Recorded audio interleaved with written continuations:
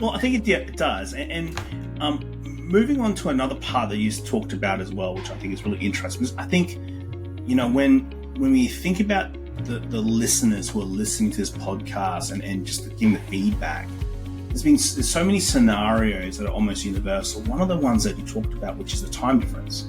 A lot of HR managers, HR teams are working with companies that have overseas branches or overseas ownership, and there's this whole idea to kind of match the time difference, which you essentially had to in your previous role here in Australia with London, and I think as well, if I recall, South Africa as well at the same time. So that was a really challenging part. How did you, best way to balance that? How did you work that through?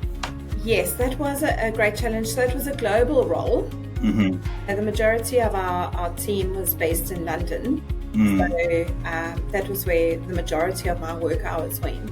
But being a global role meant that, and my CEO and COO were both based in the US. So that meant kind of waking up and having early morning meetings. Yeah. And then sort of meeting Latin America also in the mornings, and then having normally a patch of the day sort of empty to get stuff done, and then starting to work with all of the countries as they sort of woke up, and eventually working with UK. I think it does take a lot of flexibility in terms of being able to work things around what you need.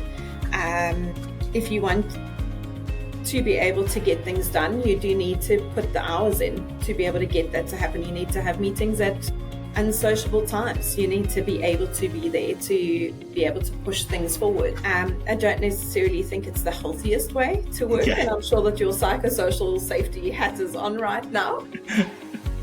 But yeah, it's about how you make things work. But then at the same time, if you don't have set work hours because you have to, get things done, it means you've got to self-manage. And that means sometimes saying, no, I cannot meet you at 1 a.m. because it's actually going to make me unproductive the next day. So, and sometimes saying no to those kinds of things, I did find could be very hard, and really you start to weigh up like, oh, maybe, and times they were, times where, you're online until 4 a.m. because that just needs to happen. That's how it is, yeah. Just how it is. But again, I think it's all about weighing those things up with the opportunity that you are given. Like doing that global role, I had the most amazing opportunities, Jonathan.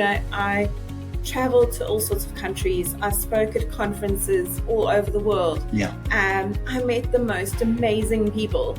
And so for what I gave up in terms of, late nights and early mornings to be able to further that global strategic people agenda and to work on inclusion and to meet people from all over the world with different cultures and different backgrounds. It was amazing. I really just feel like I've been so incredibly fortunate. So it's hard, but for me it was very worth it.